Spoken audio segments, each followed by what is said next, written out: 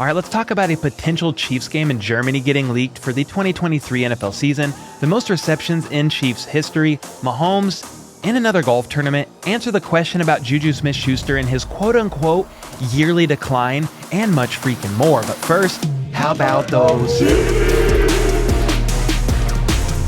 What's up, guys? My name is Cole, aka the Ginger-Bearded Brainiac, or sometimes known as the Red-Bearded Raider Parade Ruiner. And first off, it's not Raider Nation, it's Chiefs Nation. Get it right. And second, I do daily news about the Chiefs and the NFL overall, so make sure to sub to make your entire day. Hit that like button if Derek Carr is Patrick Mahomes' child, and let's get into this video starting with some stalking of players I've been doing via their social media channels. George Karlaftis can be seen going backwards, doing this skip run hybrid thing while training with Bobby Stroop. Skyy Moore is also training in this video, mainly lifting these little dumbbells and trying to get swole. Colin Saunders is at some market, then out with family wishing his late grandmother a happy birthday. A sweet moment for sure. MVS shares a photo of a bear collection, but I don't even care that that's a little weird because one is Batman. Then he plays a video game, I think, while his dog freaks out right in front of him. And speaking of video games, Juan Thornhill jumped into Warzone. So yeah, it looks like he's back from Greece. So I am no longer jealous. CEH hits us with the flex, then walks the street late at night, possibly lost, not quite sure though. Omar Bayless shared a photo to remind us all what he looked like back in 2014. Lonnie Johnson Jr. is training in the sand with his Chiefs helmet on, then squats for a quick break. Willie Gay Jr. is out here posing with Gatorhead bullies. JuJu Smith-Schuster recently shared about his time in Israel, which is a pretty wild place to visit. I've been there, so he was at the Wailing Wall and some other places, but pretty cool to see him strolling around the entire place with his Chiefs shirt on. You love to see it. And then here's a clip of Jet McKinnon showing us why he is nicknamed just that.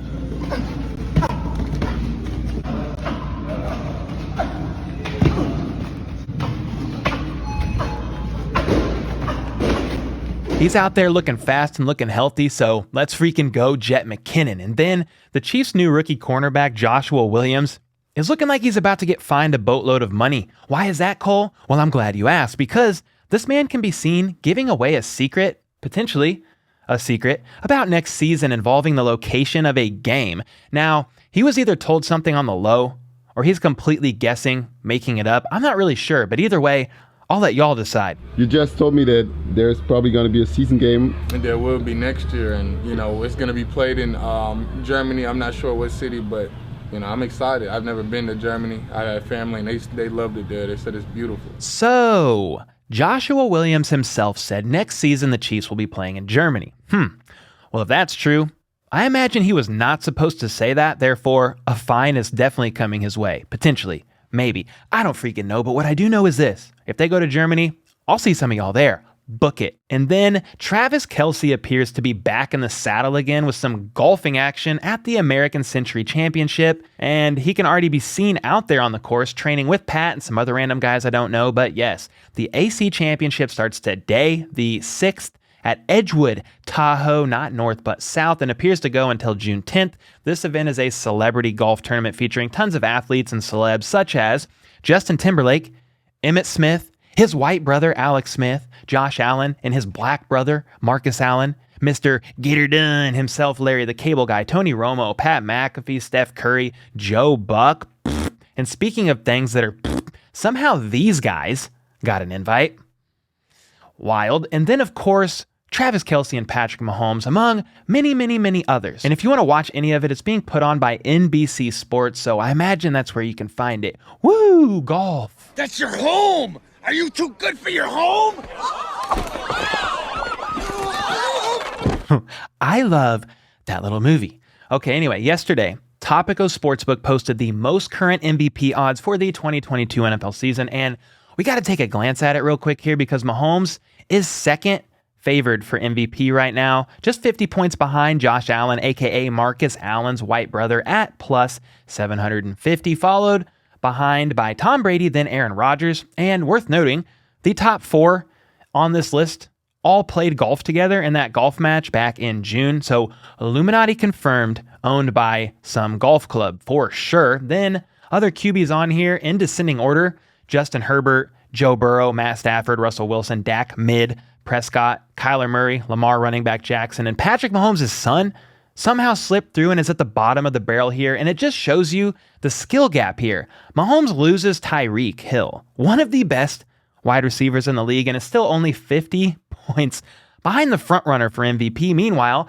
Patrick Mahomes' son inherits the best receiver in the entire NFL and is still way down there with the cellar dwellers in odds at plus 3,000. Yikes. This is pretty cool though, and worth noting. All 4 QBs from the AFC West are listed on here, which is pretty freaking wild to me because this is definitely the wild, wild AFC West. And you know what I enjoy most about that movie scene? It's seeing Will Smith get slapped right across the face, especially given the recent fiasco with him and Chris Rock at the Oscars. Anyway, from here, let's take a look at the Chiefs receiving leaderboard, specifically top 10 of all time. It's basically 2 to 3 names on repeat. We all know who they are, so this will go rather quickly.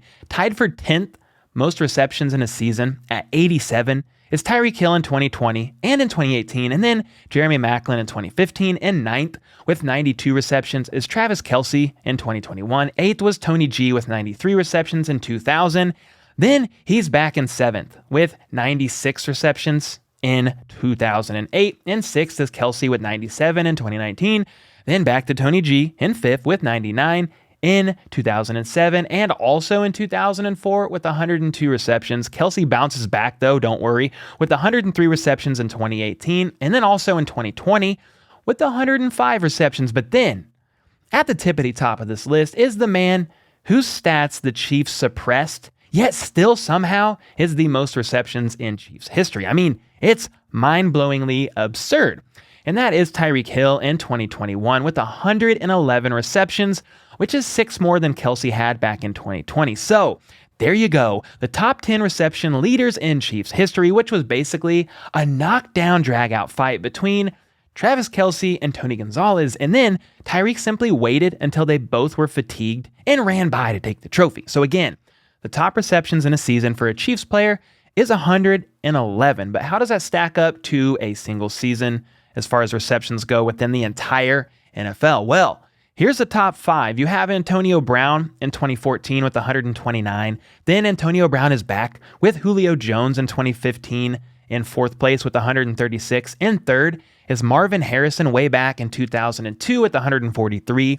And then in 2nd, surprise, surprise, is Cooper Kupp in 2021 with 145. And the all-time leader is Michael Thomas with the Saints in 2019. He had 149 receptions. So boom, there you go. 149 beats out Tyreek's 111 receptions by like 38, if my math is correct. Impressive indeed. Impressive. Very nice. And then we got to talk about JuJu Smith-Schuster here for a moment, because Graham Barfield had some interesting tweets yesterday about JuJu that's worth taking a look at and then talking about. Graham is basically insinuating that JuJu may be getting a bit overhyped, as he has consistently regressed every year in yards per route run, which is basically a figure that takes into account the number of snaps a player went into a pass pattern, which provides a better indicator of production than yards per reception or even yards per target. So here we go. Graham says Smith-Schuster's efficiency by yards per route run has declined steeply in every year of his career. In 2017, it was 2.04. In 2018, it was 2.01. 2019, it was 1.43. In 2020, it was 1.27. And in 2021, it was 0.85. So yes, a definite decline in yards per route run every season, even though it's tough to look too far into the last season's stats because he only played 5 games due to injury. But anyway, Graham continues saying that the public seems to have a lot of confidence in him, while Graham himself doesn't seem so sure. The obvious response to me was, well, that makes sense. Big Ben was literally a statue in the pocket, withering away the last 3 years in the NFL, and should have hung up the cleats probably in like 2019 or something. But Graham said that Deontay Johnson and Chase Claypool were far more efficient than JuJu with the same exact bad QB play. He then said, over the last 2 years, Deontay Johnson and Chase Claypool are both top 35 in yards per route run, while JuJu ranks 75th out of 88 qualifying wide receivers. Why were JuJu's teammates so much better? That's his question, at least. And upon initial looks, I thought, wow, maybe Graham is onto something here, but I think when you factor in offensive schemes and how players were used, it makes a little bit more sense because I believe JuJu was primarily used in a role where his job was more to just catch the ball where he was, while Johnson and Claypool were used more in schemes in ways that would get them more yards after the catch. So do not fret about this if you're sweating a little bit. He's coming to an entirely different team and playing with the best quarterback in the entire NFL. He's going to eat this season. Just line the homie up in the slot and let's freaking go. That's his strength. In 2018, Smith-Schuster's 1,400-yard season, he caught 69 of his 111 passes with him lined up in the slot. And in 2020, without Antonio Brown there, JuJu still had 97 receptions for 831 yards and 9 TDs. So trust me, this guy still has it, and he freaking knows it. That's why he signed a 1-year deal with the Chiefs. He's betting on himself to ball out and then cash the heck in. If he didn't think he was capable of putting up great numbers still, then why wouldn't he take a smaller, albeit longer-term deal with the Chiefs? Exactly. He knows that he has Mahomes. Travis Kelce is going to be getting a ton of attention in the middle of the field, and this is his time to gorge like he's at a buffet. So my question is, what do you guys make of all this? Are you concerned at all about JuJu's quote-unquote yearly decline, or do you credit a lot of that to scheme, play style, and Big Ben's arm literally starting to disintegrate instead? On top of that, how do you guys think JuJu is going to do this season? Better than MVS? I don't know. Let me know your thoughts in the comments down below, and we can bicker about it down there per usual. If I had to put my money, my life on the line, I think JuJu is going to outperform MVS this season. That's just a gut feeling, even though MVS, for all intents and purposes, has been the one shining and sparking at minicamp and OTAs and all that. And don't get me wrong, I think MVS can also have a great season as well. From here, I want to look at a super thanks comment from SAFlip969, who says, let me pick your brain.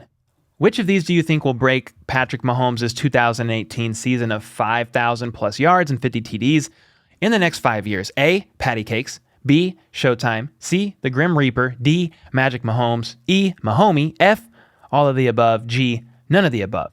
Then he says, real talk though, what are his chances? Well, thanks for the super thanks, you flipping legend. See what I did there? I'm going to go with C, the Grim Reaper, because I just like that nickname right now. I honestly think he has a chance of breaking that within the next 5 years. If Manning can scorch his own record, why the heck can't Mahomes?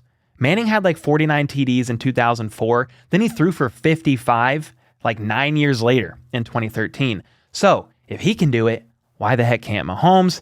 That is my answer. But will it be this season? I'm not so sure. Not likely in my mind, but I'd really love to be very wrong about that. I think as Mahomes just continues to get a bit older, more wise in his football years, he's going to keep making smarter decisions and keep scorching defenses. And then in yesterday's video, I talked about the Chiefs' need for some D-line help, to which a lot of you agreed, and some of you, like this guy, Corey Callahan, brought up the thought about using Chenal, getting some work in on blitzes and other packages in which he's utilized to go after the little quarterback. Nate V said something similar, saying this: so Melvin Ingram does pass rush, but he is actually a linebacker. He is 6'2" and 265.